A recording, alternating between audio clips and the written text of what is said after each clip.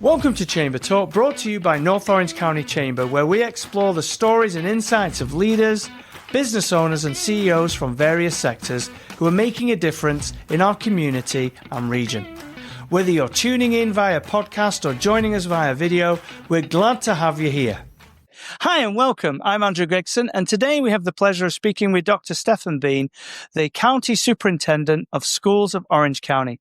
Dr. Bean has been a guiding force in education, dedicated to fostering growth, collaboration, and innovation in our schools. We're excited to explore his journey today, his achievements, and vision for the future. Thank you so very much for joining us today. Thank you for having me. So I wanted to start off with one of those easy questions for everyone. Stefan, what really brought you to want to do a career in education? That's a great question. I think that has to answer that, we'd have to go back to the origin story, right? So I was born in Vietnam in 1971. At the age of 2, I contracted polio, which left me paralyzed from the waist down. So my natural parents, my mother actually abandoned me on the streets of Saigon, and which then an orphanage took me in. So for a couple of years during the Vietnam War, they would care for me until President Ford executed Operation Babylift. So Operation Babylift was to airlift the Vietnamese refugees and orphans to the United States to be adopted, placed in homes. So I flew over in 1975. I do want to share this quick story. There were multiple planes going out to take over 3,000 refugees. My records, my braces were all put on one plane out. And then the day was so chaotic, they put me on another plane out. So separated me from my belongings. Well, the plane that had my belongings actually took off and it crashed. Oh, so nearly all of the passengers, including the orphans, had died that day. The plane that I flew on reached safely to the United States. Then I would be put into the Beans household. So the Beans were my foster parents at first. Later, they would adopt me. But the Bean to answer your question, the Beans were remarkable people. Judy had this love and compassion for the most vulnerable kids. They had over 100 foster kids come and go in their home. wow. Many of them had disabilities like mine. Many of them were abused. And it was because my mom just had an amazing heart for these vulnerable students or kids. And then my dad was a 6th grade teacher, and he'd been a 6th grade teacher for 30 years, one school, one grade level his entire time. And he said, Stefan, if you're going to overcome your disabilities, you really have to prioritize education. He knew that I was struggling with the English language. I was a child with disabilities. And he said, to overcome that, you got to sharpen your brain.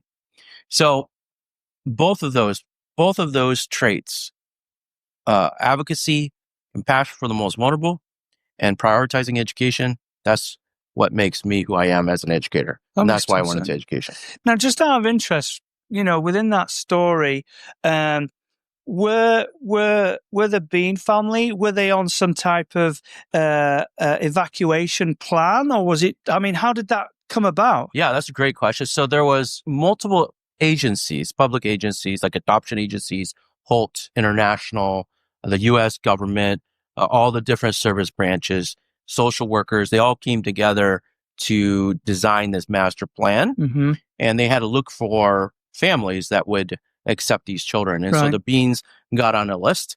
Judy and Greg, my adopted parents, told me that they had no clue what I looked like. They said they didn't know what I was going to get. When they heard that the first plane crashed, they were worried that I was on that plane. Right.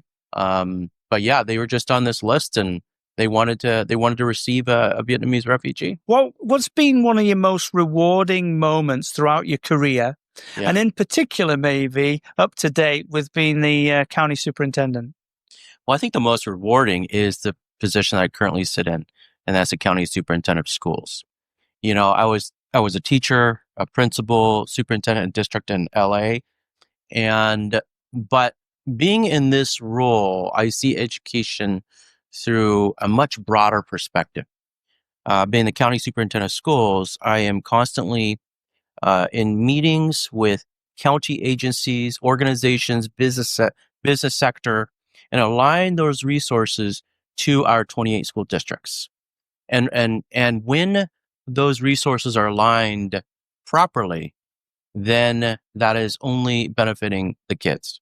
And so this particular seat I'm in right now has been just a humbling experience, but the sweet spot of my career. And speaking of the moment that I realized that was when I'm sitting across the table playing cribbage with a 18-year-old incarcerated student that Orange County Department of Education has direct responsibility over. That's educating our incarcerated youth.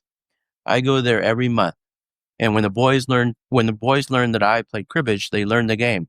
So every time I come, we strike up wonderful conversations over a game of cribbage, and you learn so much about our kids that yes, they made 1, 2, 3 really poor decisions in their life, but those poor decisions should not define who they are as individuals in our community.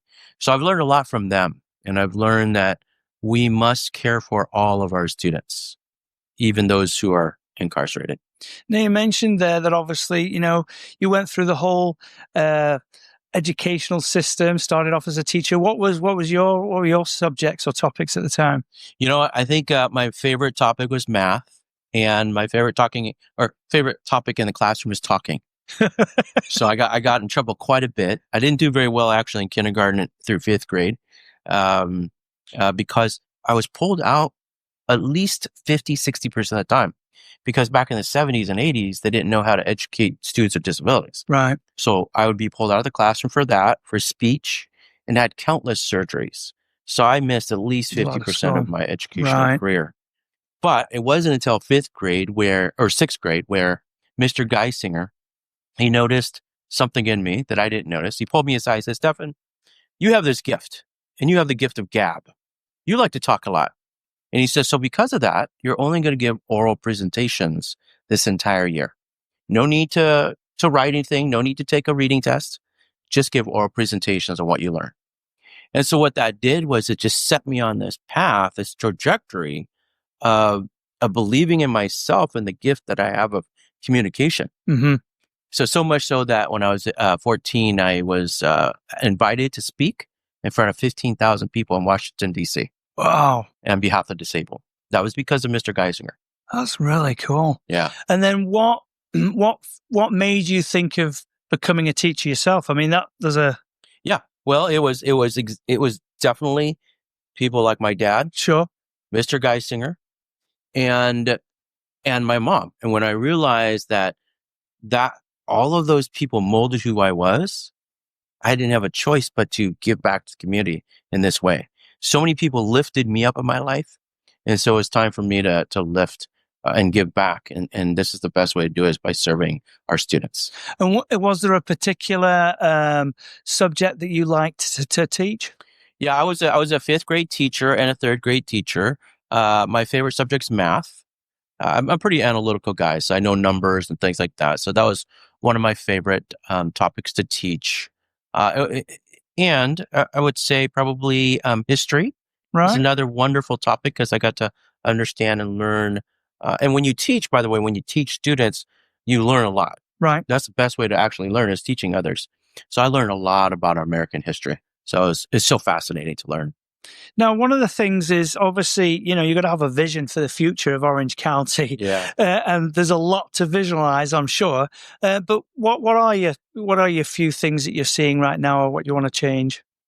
I'm glad you asked that, because in the first 90 days, we sent out surveys to our business communities, our 28 districts, charter schools, agencies across the county.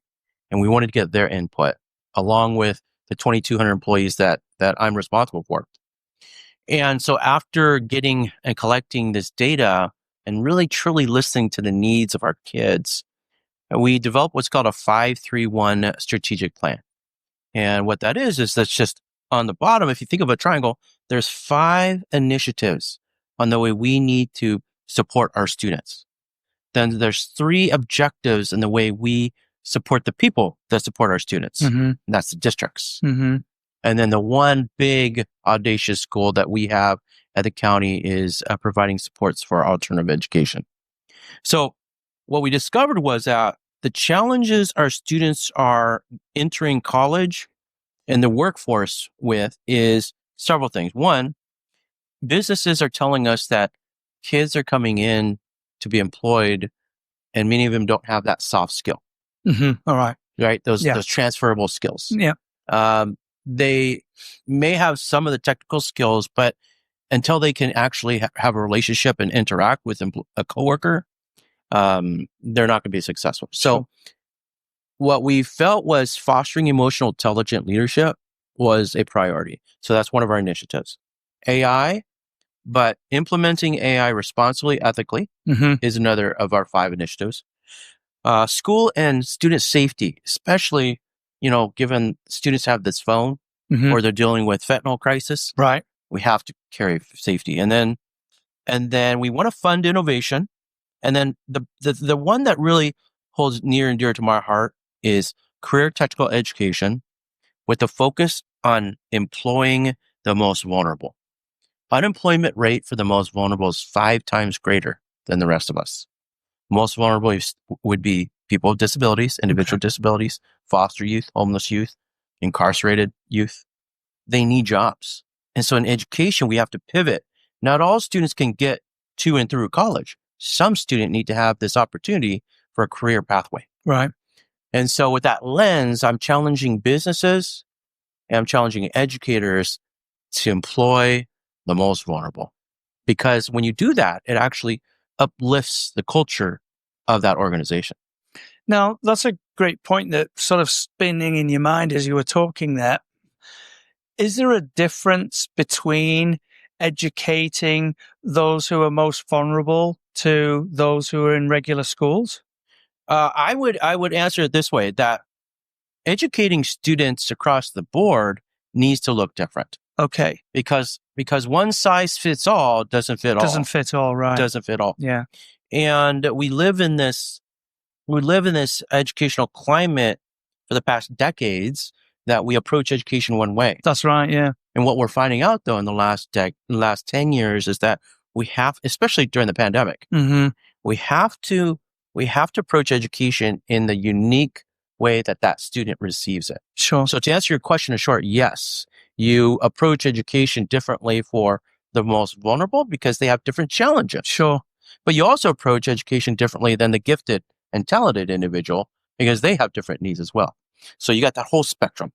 And when you're looking at the kids who are, getting out towards high school, finishing high school, going into the job opportunity. Yeah. You're very right there, as we hear it from a lot of business owners, that, when jobs today, kids are just using, let's say, Google Pads or whatever else, and you go into a job, we're using Microsoft, we're using other things like that. Is that part of the initiatives that you're looking across the county? Yeah, absolutely. So under our AI initiative, it's about not only using AI responsibly, but using the technology around us. Right. So we have to face as adults, the kids are already using it. Yeah.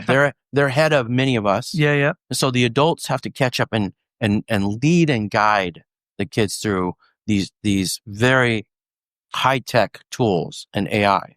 And so, yes, that's part of the plan, is to support districts and school districts and charters through the use of these technologies that are so new and are new every single week. Right. It once was just, last year was just ChatGPT. Yeah, now look at it now. Now we got hundreds. Yeah, hundreds they're making videos now. Yes. They're changing pictures to moving targets. Yeah. So you have to be ahead of it, and you have to teach our kids how to be responsible in how we use AI. And it's just not this tool, like a phone is a tool.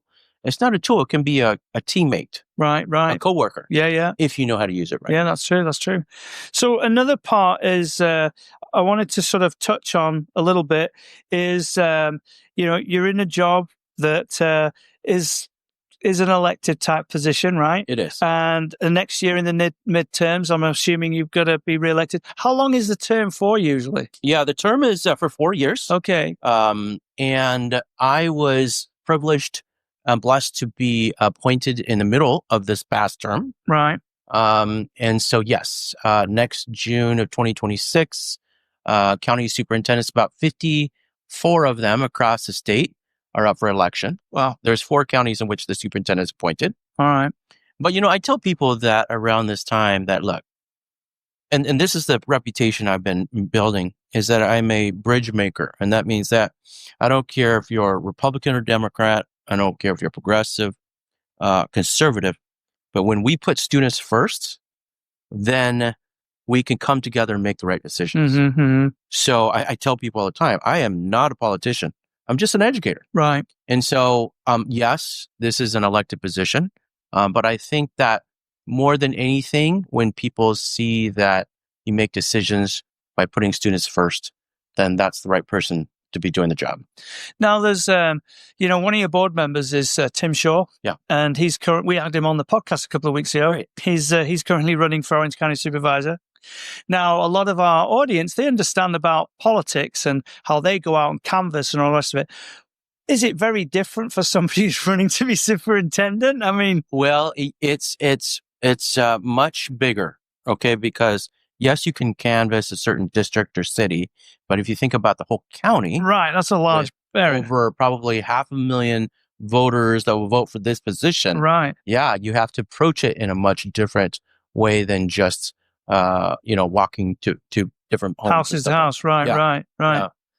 And so Tim has been on that board for a while, and he knows his community very well, mm-hmm. and the community knows him very well. Sure. So they trust him to be on the board of education. My race, how do I build a relationship with the entire county of Orange County? Right. It's much more challenging. Yeah, I bet. Do you have to deal with a lot of the? I suppose it's quite a difficult job, isn't it? Because you're totally right. You have to be totally nonpartisan. Yeah. Yet, depending on who is in your area or district, you have to sort of like work with them too. That's right. How do you find those challenges, by the way? Because it's not an easy thing to do. No, it's definitely not easy because everybody has their political viewpoint. Sure. Their values. Yeah. I think what's happened is I have built a coalition on both sides, because when they actually get to meet me, they realize, oh, this guy doesn't lean too, heavy into one side or the other, but this guy, he knows it's just about schools and kids and education. Sure. And has I'd like to think I have some good ideas sometimes, right? And so when we sit down and have those conversations, it really just breaks down the barrier of politics. Now, a little bit earlier, you did mention, obviously, part of your goals or your orientation is obviously kids' safety and things like that. Yeah. In the news, we hear now and again, obviously, they have the shootings at schools, and that's one side of safety. And there's other types of safety, like AI and things like that. Yeah. What types of things are you looking at for Orange County to keep our kids safe? Great question. First is, let's think of school safety. Okay. We've been partnering with the Orange County Sheriff's Department, as well as the DA, as well as the Chief Hennessy from OCFA. Mm-hmm. And we've come together to start talking about how we can communicate during an emergency countywide. Oh, that's a good idea. Because it's such a big county, huge, spread out, yeah, it is. That when, like, let's say a fire happens in South Orange County, mm-hmm. how does that impact then our schools up here in North Orange County? Mm-hmm, mm-hmm. And so we have to build a very collective system of communication so that in case of a huge emergency, we know how to communicate with one another. So we're working with those 3 different agencies along with social services. Building those types of relationship is very important. Also, just this morning, we're constantly supporting our districts around tobacco and drug, anti-tobacco and drug use. Much of the problems that we're facing in schools is vaping mm-hmm. and fentanyl use. Mm. And so the districts can count on our County Office of Education to provide that technical support. Right. So that's another way. And then of course, in the school with AI and social media, that's why it's one of our initiatives, is we want to support our students as they navigate this 21st century space-aged world, right? When this is what they're used to. Do you feel, this is off the cuff question really, but bullying's bullying these days, and it can really affect kids terribly. Yeah. And social media, it's also like, back in the day when I was at school, it might be only 3 or 4 kids that are bullying another. But these days, I mean, it could be hundreds or thousands through social media. How do you navigate through that? So what we've learned is that bullying happens when bullying is perpetuated. Sure. When there's a big audience for it. Right. Okay. And so the approach then is dismantling the audience. Okay. So yes, you want to protect the victim from the bullying, the bullier, and you want to have that conversation and you want to set up consequences. But when we dismantle the audience watching it, then bullying will become less. So the problem with social media is that why do we see a lot more social media or cyberbullying is because they get thousands and tens of thousands likes for a particular video. Right. So when we can figure out how to dismantle the audience and approach it in that way, then we should see bullying, decrease. That's smart. Yeah, that's a difficult one to do though, because you can't just jump on there and close it all off. You can't just shut down. But pull the plug. Yeah, but you can find those, those forums and those chat rooms. Right. And you can have the police involved to shut down some of those things. Yeah.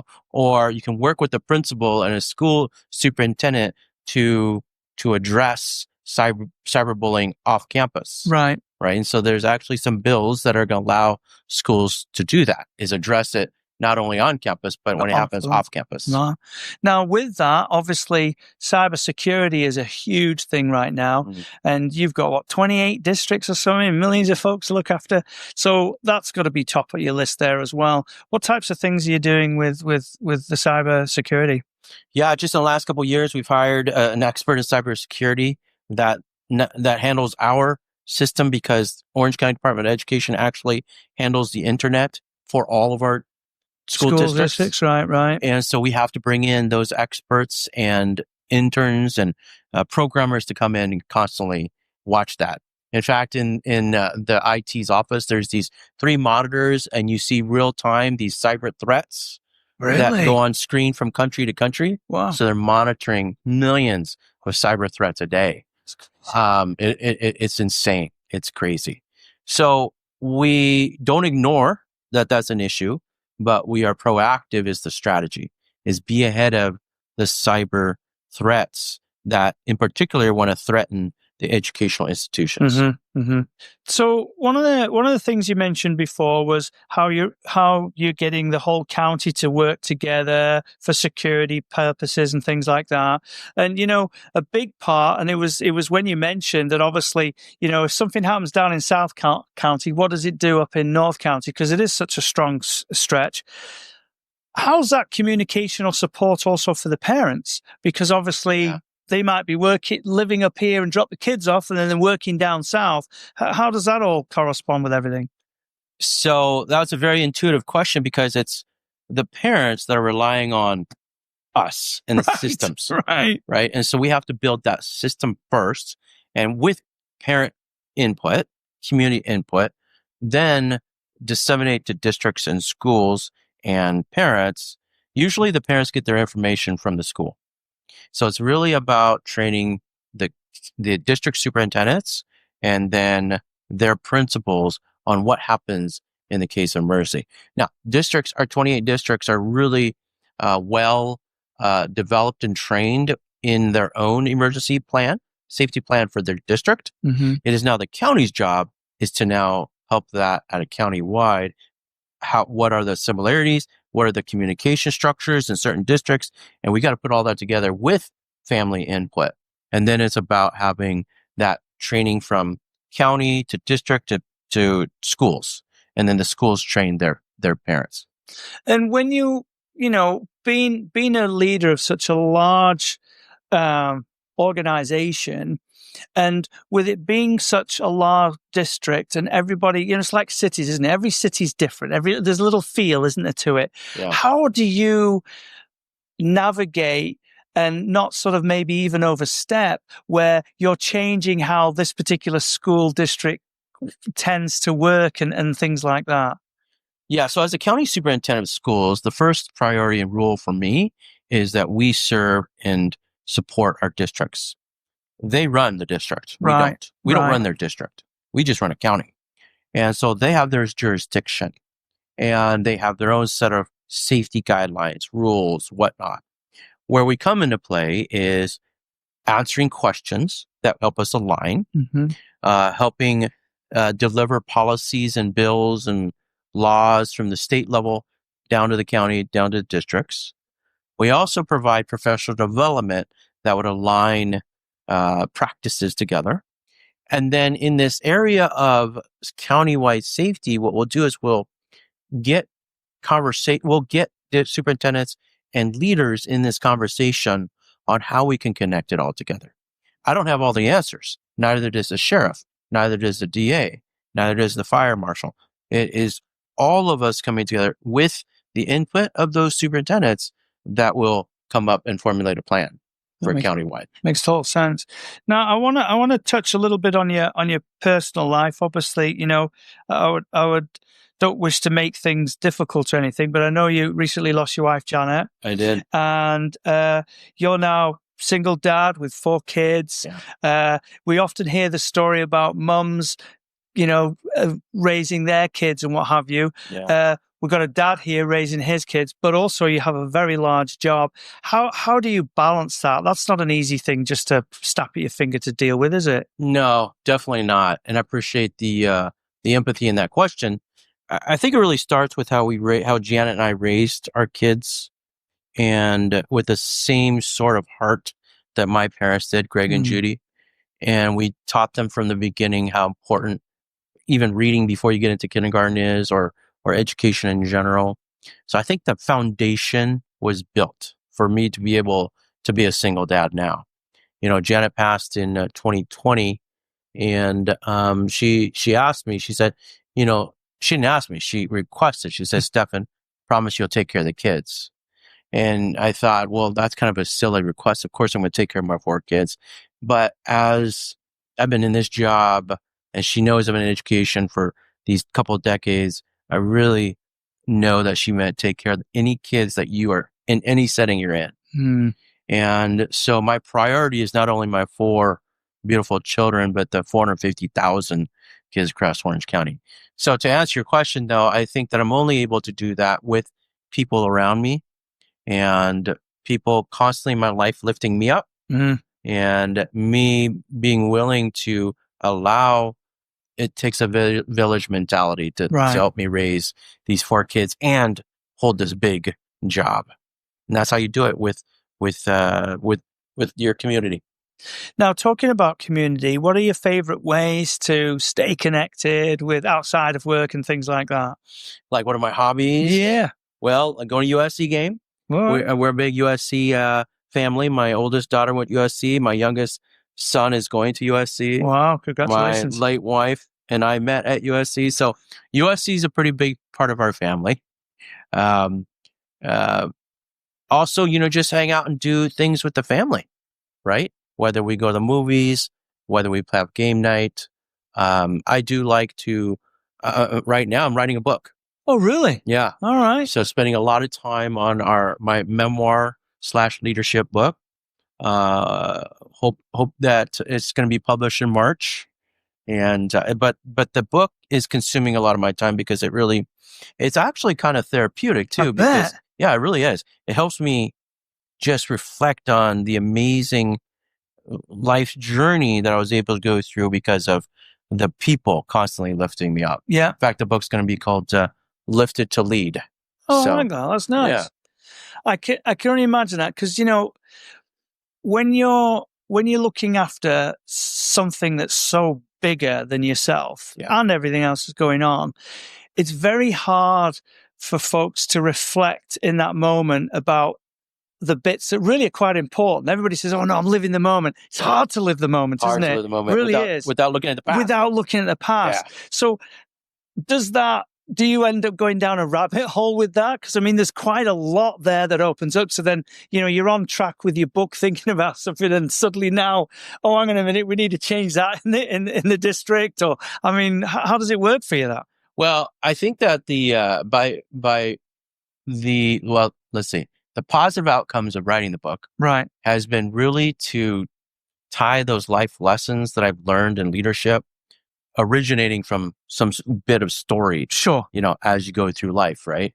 And so it has really just helped me hone in my leadership skills better. And hopefully I can be an example to my kids, and hopefully I can be an example to our teammates. I would never force on somebody else their leadership style. I believe everybody has their own leadership Everybody's the style. same, yeah. But mine just came from these moments, these really at times tragic moments, oh my goodness, very difficult moments, and then at times very happy moments. I think we could have you at our next SHE event next year. Maybe we could talk at that. That would be really cool. That. So I have another question for you. So Sure. Looking ahead, what legacy would you like to leave behind for future generations and students? Wow. It's a great question. You think about that.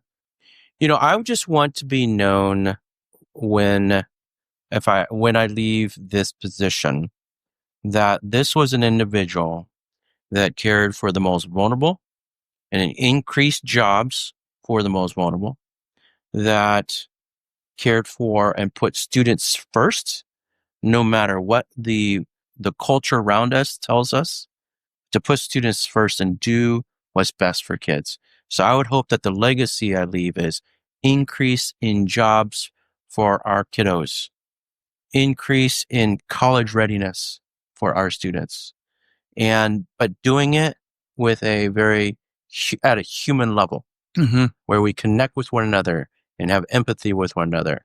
And if I'm known as, this leader who leads from the heart, then I think I've done well. That's awesome. One of the things about leading folks and accomplishing all these goals, it costs a pretty penny. Yeah. And we're hearing all the time that our current administration, they're changing the way that they're shifting towards federal dollars, and then of course the state and the city, the county, they're having their own little issues again. What sort of challenges are you facing, and how can it be helped or fixed? Yeah, the challenges that we're really facing in education is understanding what is accurate about the information that comes out of anywhere. Wow. Okay. Because information may come out of the federal level, state level, and then a lot of noise surrounding that. Yeah. Right. Yeah. And so it's really just filtering out the noise to really understand, okay, are we really losing this money, or is the money coming from somewhere else? Right. And so what that means is just being calm and waiting for the dust to settle to really get a clear picture. Now, I don't want to downplay the fact that, yes, there may be money that's being affected. We just thought that recently, we thought that over the summer that some federal money was going to be taken away. It was actually impounded for a short period of time. Okay. But then it was released. Right. And we actually are going to end up a little bit more money in the future at a federal level. But it's also to really think about reality-wise that at even just the County Office of Education that gets both federal money and state money, it would have impacted us at the bottom level just less than 1%. So you have to get really down to the nitty-gritty. Now, the latest, though, I heard was that potentially there would be some money that would be counseled for students with disabilities. And I couldn't accept that at all. I wouldn't allow that if that's the case. But again, it's a wait and see to, just because it's an executive order doesn't mean it's law. Right. Yeah. Just because it's an executive order at a state level doesn't mean it's law. And so it's about being very meticulous and careful and understanding what really those policy shifts are.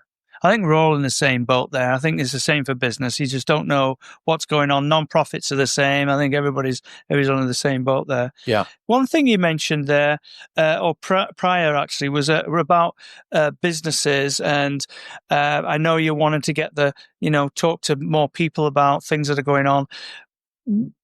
Is there a place for businesses, corporations to be involved with, your office to help bringing kids on board or training or anything like that? Yeah, absolutely. Currently, I serve on the Orange County Business Council as a board member because you need education at the table. Because education and business go hand in hand. Right. If you think about it, we're raising the future workforce. Right, yeah, right? yeah. And we're developing that future workforce. And so one of our priorities at the county is what we call career education, meaning that we really want to see an increase in apprenticeships, internships, mentorships. Well, that means we have to have a partner with our business sectors and business organizations around the county. Right. So that is one of our priorities. Again, it's one of those 5 initiatives, is for us to build close relationships with businesses in our community so that we can keep those, not only develop students to be future workers, but to keep them here in the county. Mm-hmm. So here's the challenge that I have for businesses when I'm sitting on that board. One is, A, are you hiring those most vulnerable people? B, are you hiring within the county and keeping students in the county? Because what's happening is we see birth rate declining, we see school enrollment declining, we see people leaving Orange County because of affordability issues. Mm-hmm. What can combat all that is keeping those students who graduate in the county, so they have families, they need to buy a home, and they keep Orange County as a viable business community. And so I just, I work with businesses at that council all the time and pose those questions. How can we make housing more affordable? How are we going to keep families here? And are you hiring and keeping them here? Because although there's lots of great businesses in Orange County, we have to hire our own. To hire our own. That makes sense. Yeah. Now, one thing you mentioned a moment ago when you were talking about funding, and you were saying you heard that maybe they were going to take away some funding for kids with disabilities. Of course, you're not having that. Is our system now, or what's going on right now, is it at a good? I don't mean competitive in a sense of really being competitive. I mean in fair for kids who have disabilities. And then, of course, we're working into the workforce. Is there something else that can be done that helps, that opens up those doors for folks like that? I think we have to. I'm sorry if I got that wrong. I'm trying to. No, I understand the question. I think we have to award and reward innovation. And what I mean by that is that if there is an innovative approach to education that meets the need of a certain subset of kids, then allow that in education, right? Don't just think education is this brick and mortar school. They come from 7:30 to 2:30 every day, and it's part of a district.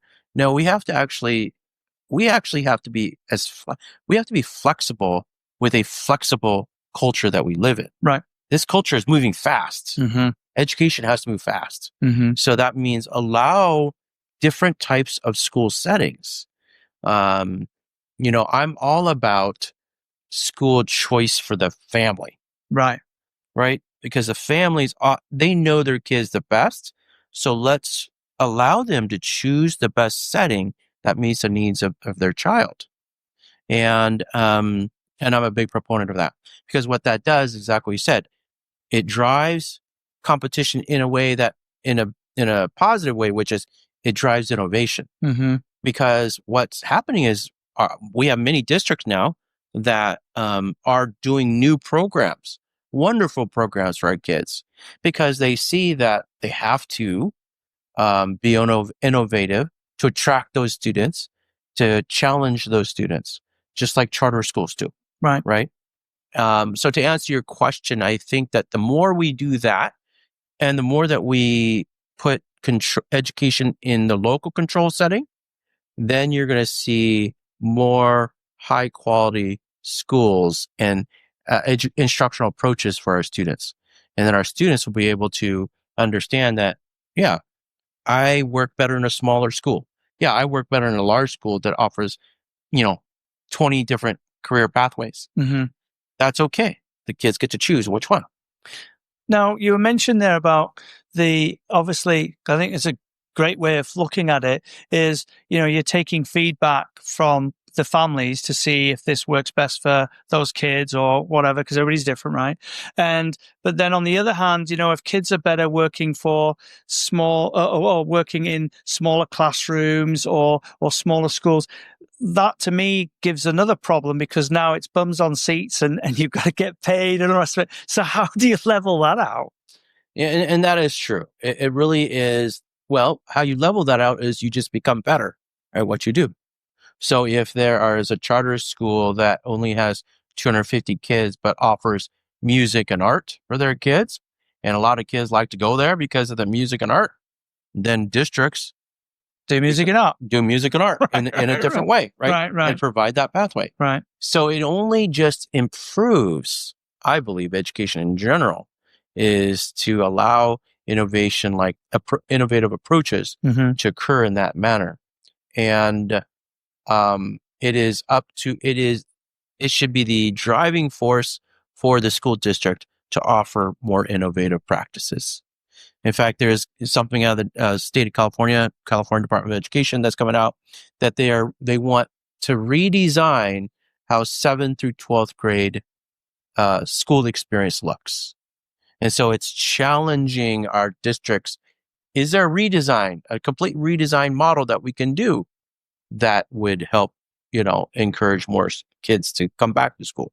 And then when you see these types of, initiatives come through or ideas, as a superintendent looking at this huge, vast thing, some are good ideas, right? And some might be somebody's heading for it, but it might not be a good idea. Yeah. How do you navigate through that? Because, you're trying to choose for, 500,000 kids or what's going on?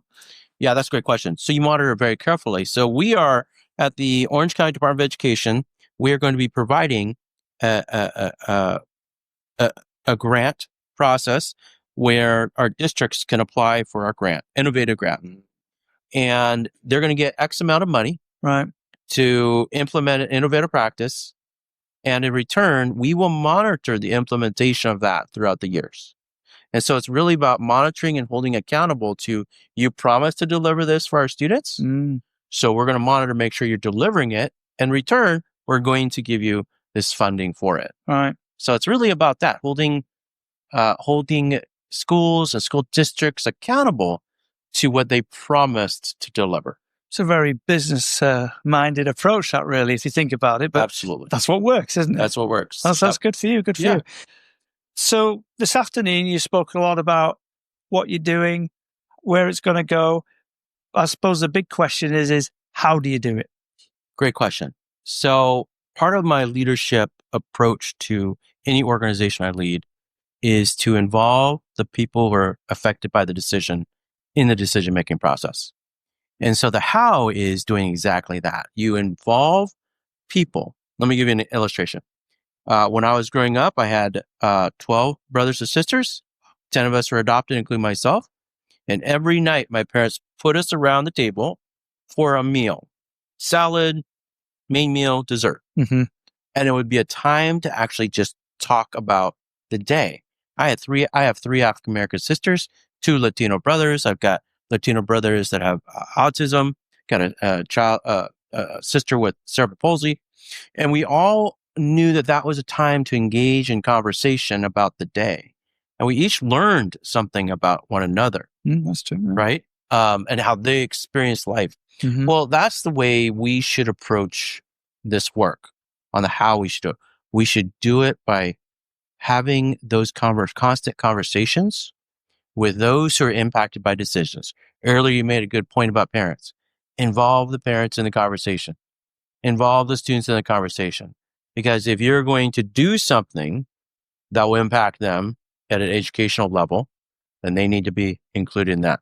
And so that's how we do, that's the philosophy on how I approach leading a county office of education, is by leading from the heart, meaning we involve everybody in that conversation that's impacted by it. So, right now, you've got a lot going on.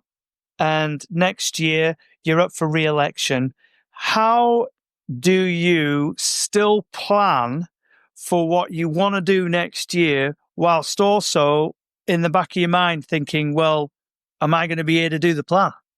Like, how? Yeah, that's a great question. I think that my North Star is my North Star is putting students first. And when I do that, it doesn't matter what setting I'll end up being in a year.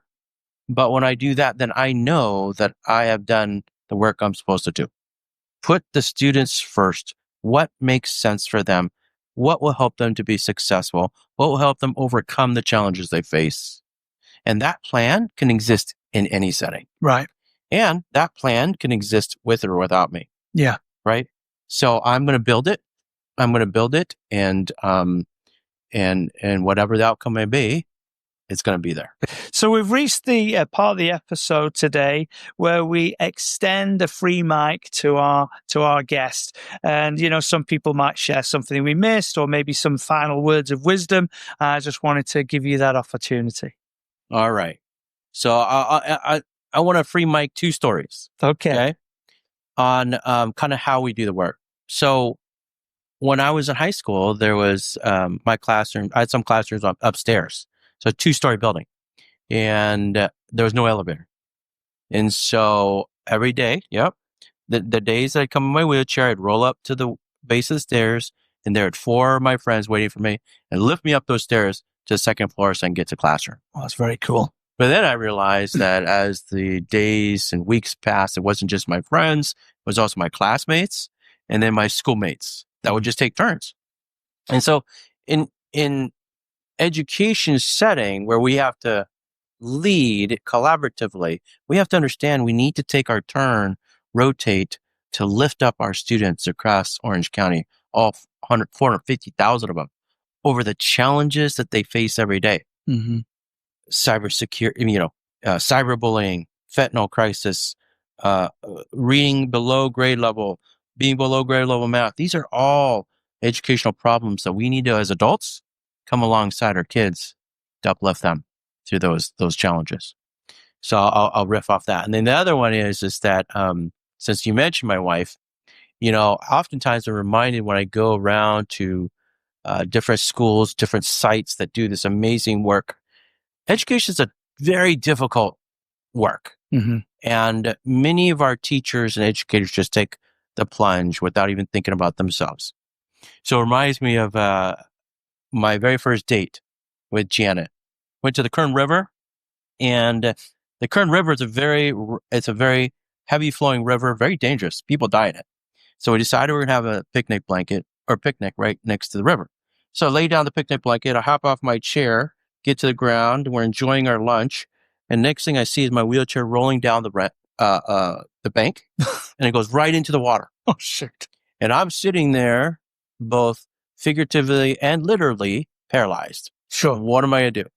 So next thing I see is Janet. She gets up, she runs down that bank, jumps into the river.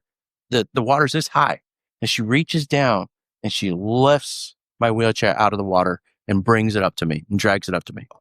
So as you can imagine, you probably know what I'm thinking at that time. Yeah. I'm thinking I'm going to propose this woman right now. No, but I did. I ended up proposing a year later, because when a person can just selflessly just take the plunge for another person, then that's the right person to marry and hang out with. Well, that's what our educators do all the time.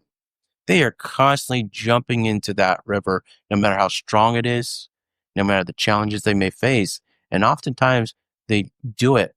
And we as leaders need to understand we have to give them the support so they don't feel like they're going to drown in that water.